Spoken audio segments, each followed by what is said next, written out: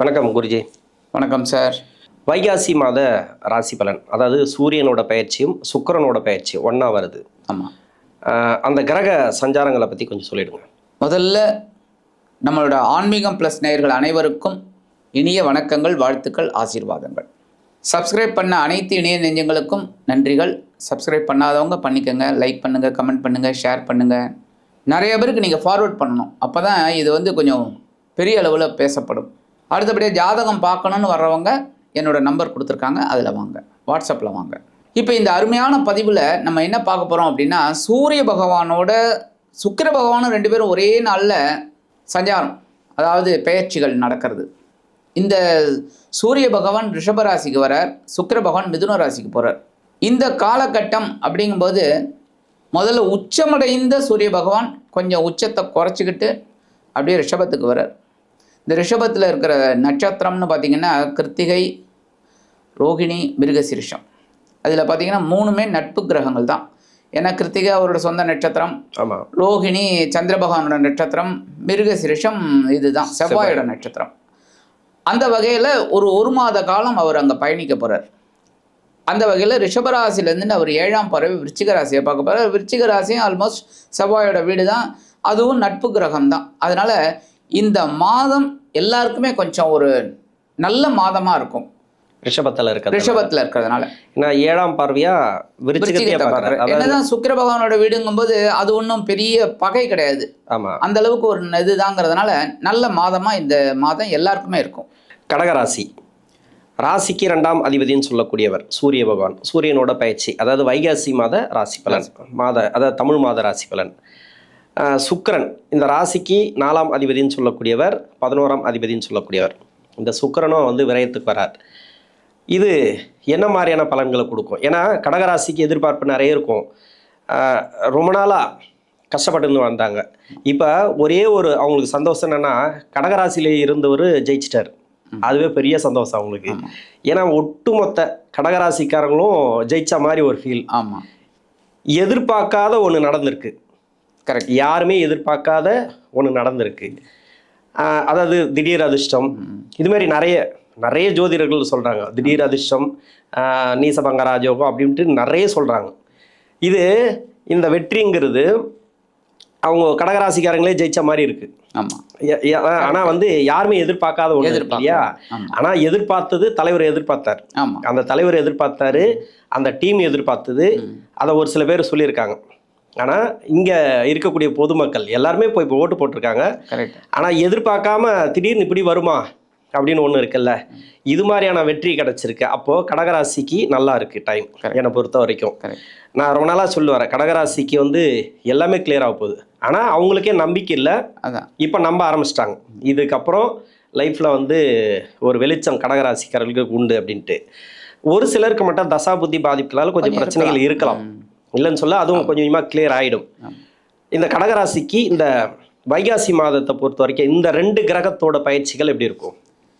கடகராசி நேயர்களுக்கு இப்போ சந்தோஷமான ஒரு காலகட்டம். நீங்கள் சொன்ன மாதிரி சாதாரணமாக நம்ம நினைத்து பார்க்க முடியாத ஒரு அளவுக்கு ஒரு மாற்றம் கிடைச்சிருக்கு அப்படின்னா அது பெரிய விஷயம். ஆனால் இந்த கடகராசி நேயர்கள் தன்னோட முயற்சி அதைத்தான் நினைப்பாங்க. அதுக்கடுத்தது தான் கடவுள்னு சொல்லக்கூடிய ஒரு அம்சம். அந்த வகையில் இந்த கடகராசி நேயர்களுக்கு இந்த சூரிய பகவான் பெயர்ச்சி, சுக்கிர பகவான் பெயர்ச்சி அதி அற்புதமாக இருக்கக்கூடிய ஒரு காலகட்டம். நீங்கள் சொன்ன மாதிரி எதுவுமே நினச்சி பார்க்க முடியாதபடி நடக்க போகிறது. அது சந்தோஷமானது. அப்போ இந்த கடகராசி நேயர்களுக்கு இப்போ ஒரு விடிவு காலம்னே சொல்லலாம்.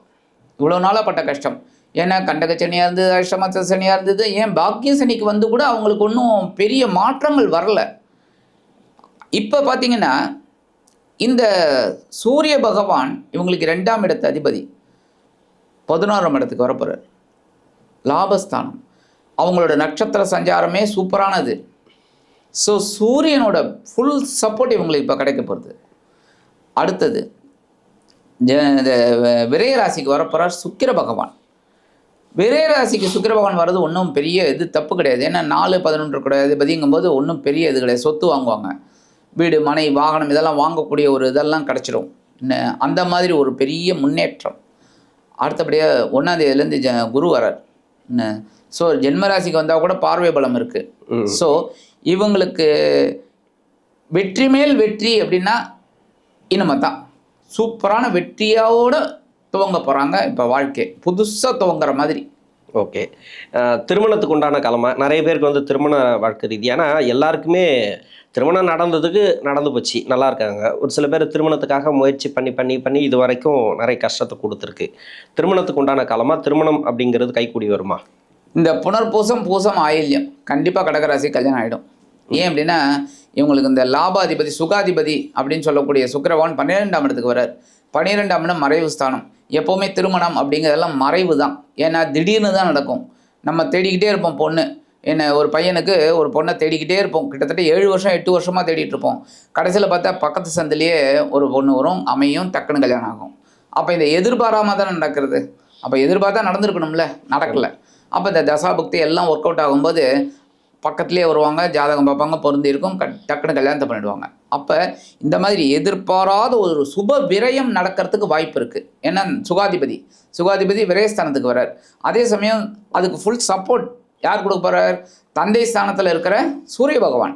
அவர் லாபஸ்தானத்துக்கு வர்றார். ஸோ கண்டிப்பாக கொடுக்க போகிறார். என்ன தான் சனி பகவானோட பார்வை இருந்தாலும் கொடுத்துருவார். ஏன்னா சனி வந்து ரொம்ப கஷ்டப்படுத்த மாட்டார். 9ஆம் இடத்துக்கு வந்து ஓரளவுக்கு நல்லது பண்ண போகிறார். ஸோ திருமண யோகம் காத்துக்கிட்டு இருக்கிறவங்களுக்கு கண்டிப்பாக திருமணம் நடைபெறும். ஓகே. 2ஆம் அதிபதினு சொல்லக்கூடிய சூரியன் சனியோடைய பார்வையில் மாற்றார். அதாவது சனியோடைய பார்வை 3ஆம் பார்வை. இது ரெண்டுமே பகை கிரகம் ஒன்று. இன்னொன்று வந்து பார்த்தீங்கன்னாக்கா இப்போ தான் சனியோட பார்வையிலேருந்து ஒருத்தர் தப்பிச்சார். கரெக்ட், சுக்கிரன். ஆனால் இருந்தாலும் அது நல்லது தான். கடகராசியை பொறுத்த வரைக்கும் மிகப்பெரிய வெற்றி. ஏன்னா கோச்சார சுக்கிரன் வந்து சுயஜாதக சுக்கிரன் இருக்கிற இடத்துக்கு நிறைய பேருக்கு வந்து கடகராசியில் வந்து அந்த சுக்கிரன் இருக்கிற இடத்துக்கே இது இப்போ கோச்சார சுக்கிரன் இப்போ சனி பார்வை நிறைய வெற்றி வாய்ப்புகளை கொடுத்துருக்கு. வேலை ரீதியாக வேலை செய்கிறவங்களுக்கு வேலை, தொழில் செய்கிறவங்களுக்கு தொழில், கடன் பிரச்சனை நிறைய பேர் கொடுத்துருக்கு. அது ஜாதக ரீதியாக நம்ம பார்த்துருக்குறோம். இப்போது இந்த சனி பகவானுடைய பார்வை சூரியனுக்கு எதனா டிஸ்டர்ப் பண்ணுமா? ஏன்னா பொருளாதாரம் இல்லையா, 2ஆம் இடம் அப்படின்றது குடும்ப வாழ்க்கை, இது சம்மந்தமாக எதனா டிஸ்டர்ப் பண்ணுமா, இல்லை வருமானத்தை கொடுக்குமா? அதாவது ஏன்னா ராசிக்கு யோகாதிபதி சூரியன். அதனால் இப்போ நீங்கள் சொன்ன மாதிரி ராசிக்கு யோகாதிபதி அப்படிங்கிறதும் இப்போ இந்த 2ஆம் இடத்து அதிபதி அப்படின்னாலே அதுலேயே 3 ஆதிபத்தியம் வந்து உட்காந்துடுறது. தனம், பண விஷயம், குடும்பம் உட்காந்துடுறது, ஃபேமிலி. அடுத்தது வாக்கு. சாதாரணமாகவே இந்த கடகராசினியர்கள் வாக்கு கொடுக்கறதுக்கு யோசிப்பாங்க. ஏன்னா நம்மளால் முடியுமா முடியாதுன்னு. ஏன்னா சந்திர பகவான் ராசிநாதன் யோசிப்பாங்க. ஆனால் கொடுத்துட்டா அது அவங்களுக்கு எவ்வளோ நஷ்டமானாலும் பரவாயில்ல, ஏன் அவங்களுக்கு எவ்வளோ கஷ்டம் வந்தாலும் அதை முடிச்சு கொடுத்துருவாங்க. அந்த வகையில் இந்த கடகராசிக்கு ஒரு பெரிய ஒரு பாக்கியம். அந்த வகையில் இந்த 3 ஆதிபத்தியத்தில் எதுன்னு நம்ம பார்த்து அதில் அவங்க கரெக்டாக இருந்தாலே இந்த 2ஆம் வீட்டு அதிபதி 11ஆம் இடத்துல இருந்துட்டு சனி பகவானோட பார்வையை பார்த்தாலும் பிரச்சனை இல்லை. ஒன்று தனம், பொருளாதாரத்தில் அவங்க கவனிச்சுக்கணும். எப்படின்னா வரவு கரெக்டாக வருதா, செலவு கரெக்டாக போகிறதா, அதை பார்த்துட்டாலே முடிஞ்சு போச்சு. வாக்குறுதியும் முடிச்சுக்கலாம், குடும்பமும் நல்லாயிருக்கும். இல்லை குடும்பத்தில் பிரச்சனை, எல்லாம் சாதாரண பிரச்சனைகள்ங்கிறது எந்த ரூபத்தில் வேணாலும் இல்லை எங்கே வேணாலும் வரலாம். சப்போஸ் குடும்பத்திலேயே குடும்ப உறுப்பினர்கள் அண்ணன் தம்பிக்குள்ளே சண்டை வரும், இல்லை அக்கா தங்க, இந்த மாதிரி ஏதாவது ஒன்று அதில் இருக்குது அப்படின்னா அதில் கொஞ்சம் கவனம் எடுத்துக்கிட்டால் பணம் தாராளமாக வரும், குடும்பமும் நல்லபடியாக இருக்கும். ஸோ இதை அவங்க மெயின்டைன் பண்ணிட்டாலே போகிறோம். 2ஆம் வீட்டு அதிபதி 11ஆம் இடத்துல சனி பகவானோட பார்வை வந்தாலும் கவலைப்பட வேண்டிய அவசியம் இல்லை. ஸோ இதில் கேர் எடுத்துக்கணும் மனிஷ். ஓகே. கடகராசிக்கு உண்டான பரிகாரம் இந்த மாதத்துக்கு இப்போ விரயத்தில் உட்காரக்கூடிய சுக்கிரன், இன்னொன்று வந்து 11ஆம் இடத்துல இருக்கக்கூடிய சூரியன். ராசிக்கு 2ஆம் அதிபதி இல்லையா?